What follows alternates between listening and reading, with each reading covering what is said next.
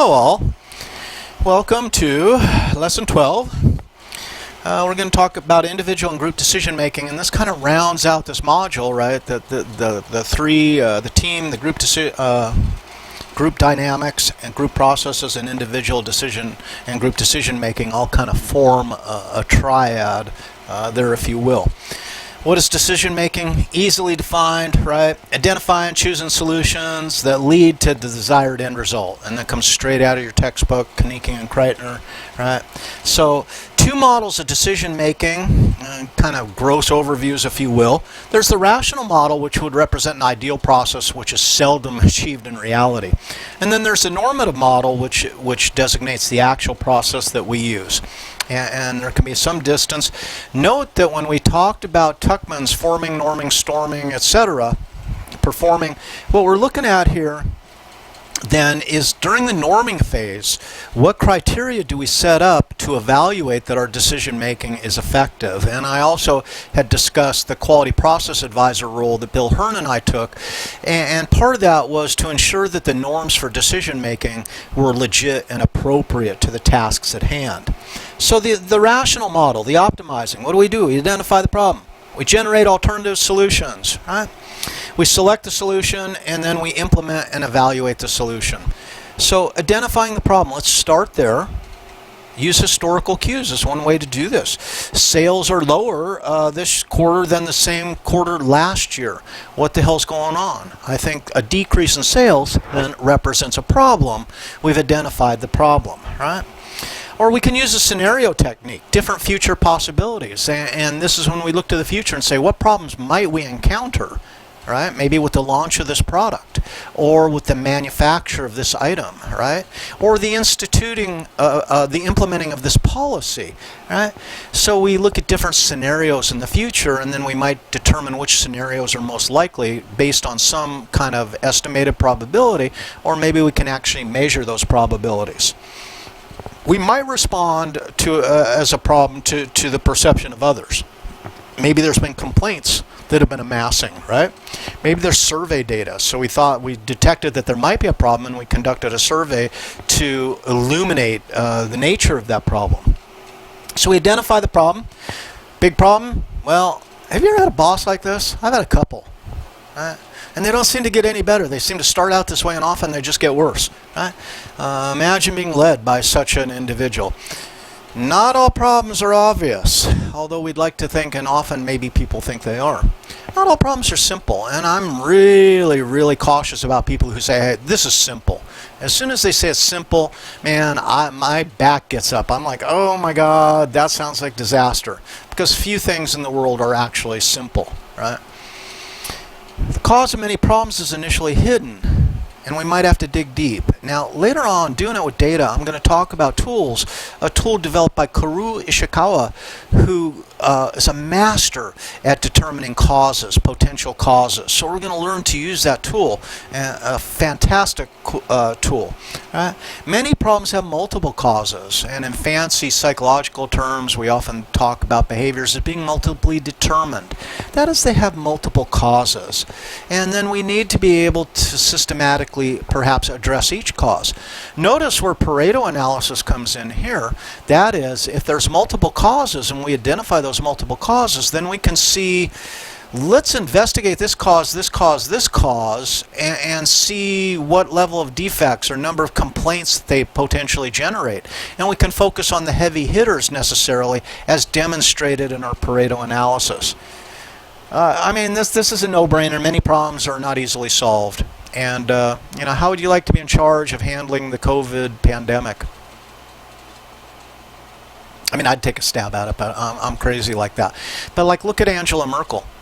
Angela Merkel has been very systematic about the COVID, and she's got great training, right? She's got PhD level education, and she's very systematic, and Germany is doing a pretty good job of keeping the pandemic under control.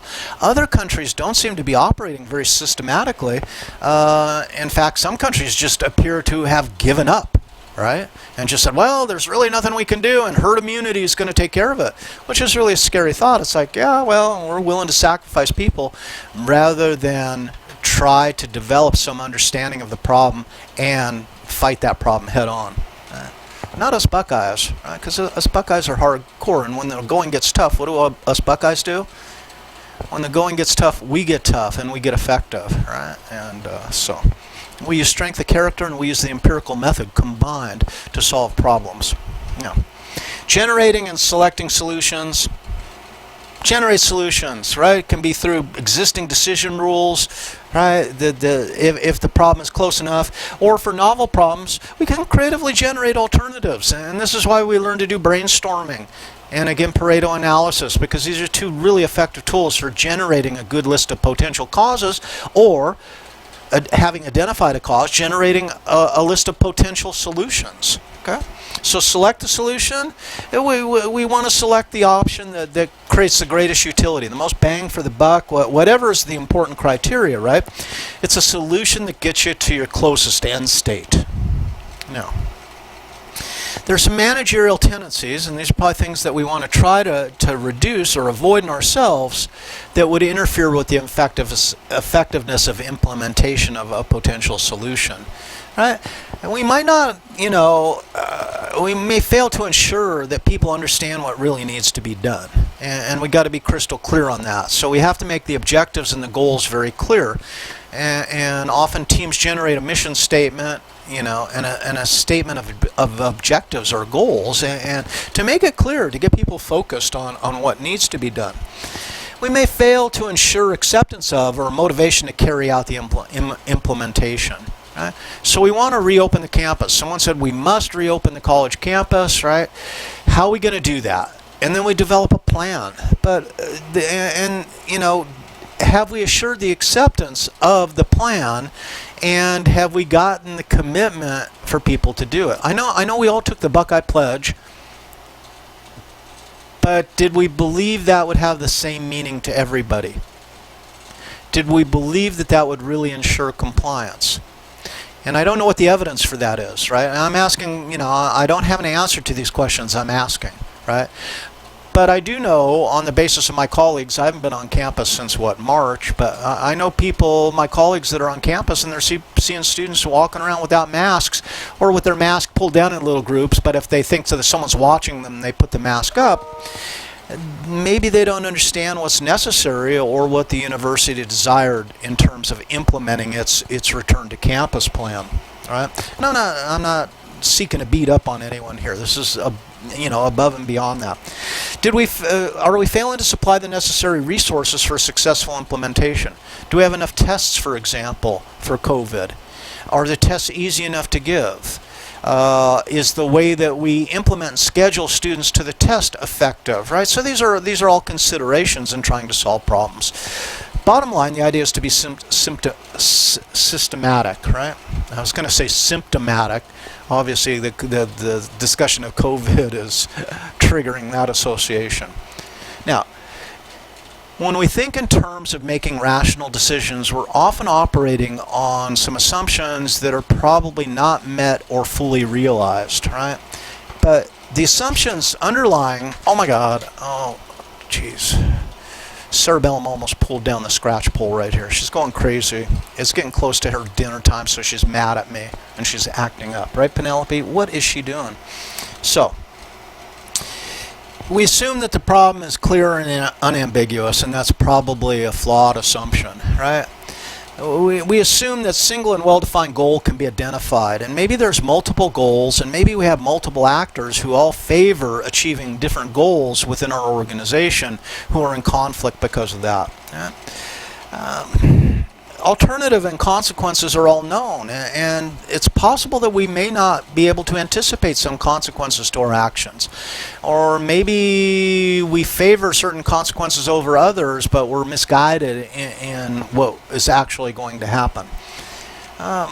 Preferences and needs are clear, recognized, and unchanging, and we might get midway through a project and find that, in fact, no, someone is shifting gears on us and we want to do something a little differently. We teachers have been pushing back real hard on administrators throughout the country because, they say, well, if you're prepared, to deliver online, you can just take it into the classroom in October if we change our mind and put everyone back in campus. And we're like, no, we can't do that effectively, right? But the assumption is, I guess, that we could. Obviously, it's not going to happen. Pushback's pretty hard on that, right? Time and resources are abundant and accessible, and not necessarily. That's just, it may be, it may not be. And then finally, right, decision will be implemented willingly and supported by all, and that's often not the case. So to believe that, hey, I think this is a great idea, and because I'm the boss and I think it's a great idea, people are going to jump on board, maybe not so much. Especially for bosses, and this goes back to an earlier lecture, bosses who've kind of frittered away, have wasted their social capital. When the shit hits the fan, right, and it comes implementation time, they might have exhausted their capital with their employees, right, and have no more way to persuade people to get on board. So this leads us to Simon's normative model of bounded rationality. What a great term, huh? And the idea is that there's limits that can be placed on rational decision making, and these can be sometimes personal, and that is ego. Hey, this is what I think, and we don't need to do any further research. That would just be a waste of time. I know because I've been down this path before, right? And now it's my self-esteem that's on the line. So I've got this personal boundary that I'm imposing on others in the search for an effective solution. Okay. Maybe it's environmental constraints. Sometimes it's time pressure, right, that force a decision before it's ready to be made, or maybe it's a lack of resources or materials, what have you. So characterized by limited information processing. I don't want to think about this anymore. The time for thinking is done. It's time for action, right? Sometimes that's a bad choice. Use of judgment heuristics, and we'll talk about a bunch of heuristics here in a minute. Satisficing, remember we already talked about that. What is good? That's good enough, right? So heuristics or rules of thumb, that's what they're known as. Note this part of my thumb here. Oh my God, cerebellum is just going crazy there. She almost knocked that shit over. So this part of my thumb, right? Cerebellum, you calm down. This part of my thumb is an inch long, right? So let's suppose I forget my measuring tape, but I need to measure my desk for a blotter, right? You might not know what a blotter is, but it's a thing. So I can use this. So I can use it, and I can measure, and I can come pretty damn close to a correct measurement. No, it won't be perfect. It's not precise, but it's a heuristic, a rule of thumb, close enough, right? Good enough for government work is what my grandfather used to say. I don't think he was a big fan of the government necessarily. So, working backward. It's one heuristic. Searching for analogies, breaking a big problem into smaller problems, right? These are all, so there's working backwards. We say, oh, look at that. What's the easiest way to solve a maze? Start at the end and work your way towards the beginning, right? Let's talk about some other heuristics. Availability. So I have to estimate a probability, and that's usually where the availability heuristic comes to fore. I've got to estimate a probability rather than, in fact, looking up data. I just rely on examples that pop to mind. Right?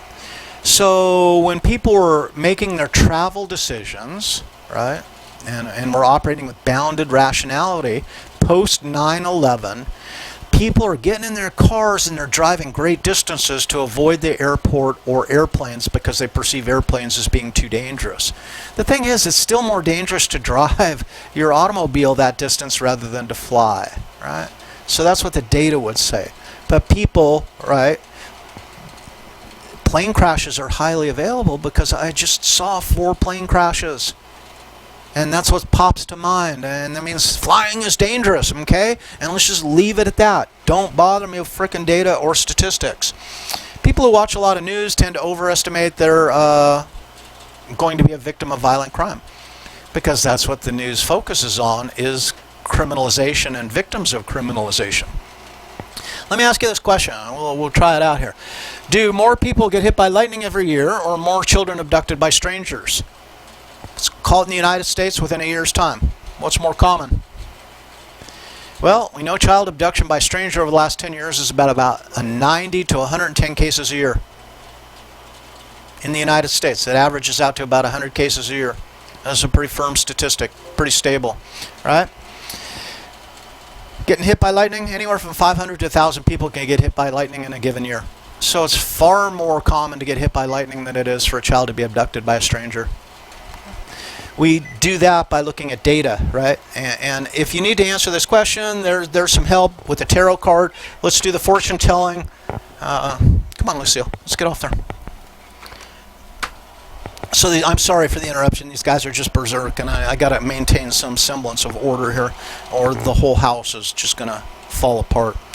At least, and now, oh my God, she's awake. All right, so anchoring and adjustment heuristic. This is a simple one. Negotiations negotiate around a figure, a starting point, and that's what we call the anchor, right? What's all important is who sets the anchor. So we tend to use the initial value given as an anchor, and we adjust away from it.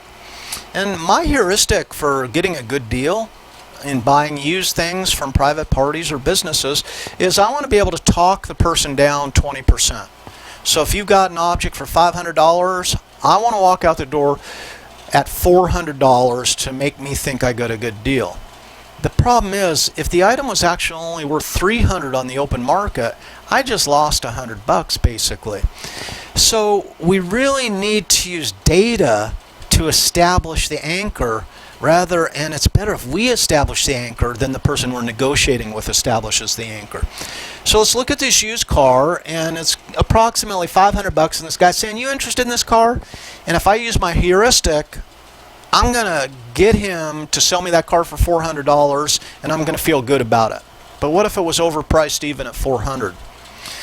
Data-driven anchoring would be, hey, I'm going to go to Carfax, I'm going to go to Kelley Blue Book, whatever it is, and I'm going to find what the market is on this car. And then I'm going to walk in and I'm going to ignore his anchor. I don't even see that $500. And he says, "You're interested in that car? That's a fine car." And he's giving me his spiel, and I go, "Dude, here's the deal. I'll give you $100 for that car." Now I intend to pay $200 because that's what the car is worth. But notice, I supplied the anchor, so now we have to adjust from my anchor, and he's going to try to get me to pay more.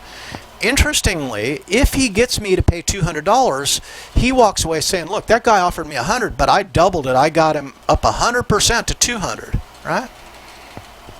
So think about that. Don't necessarily rely on other people to set the anchor. Now, the hindsight bias is simply I knew it all the time. And these are the most irritating people on the planet, right? You implement a solution, it doesn't work, and the detractor then stands up and says, "I knew that wasn't going to work. I knew it all the time." Right, Penelope? People tend to overestimate the certainty of an outcome after the outcome has occurred because, hey, it's occurred. So it also tends to inhibit finding effective solutions to future similar problems, though, because, oh, this is just like it was back then. Right? So we're going to do the same thing, and notice how that's similar to the heuristic of using an analogy. Confirmation bias, often a component of groupthink, which we discussed last time, tendency to think out information that supports pre-existing thoughts or theories. So in a groupthink environment, if you bring me any dissenting information, we dismiss it. We dismiss the person who brought it. We dismiss the information as somehow flawed. That we show this bias for information that confirms our current position, and anything that argues against our current position, we refute in one manner or another. Right? So we discount or discredit that information. Now, the police do something similar in their investigations typically, and it's called the positive test strategy. That is, when a police detective identifies this person as the primary suspect, then they look for evidence to support their hypothesis that this person committed the crime. And I mean, that's not stupid, that makes a lot of sense.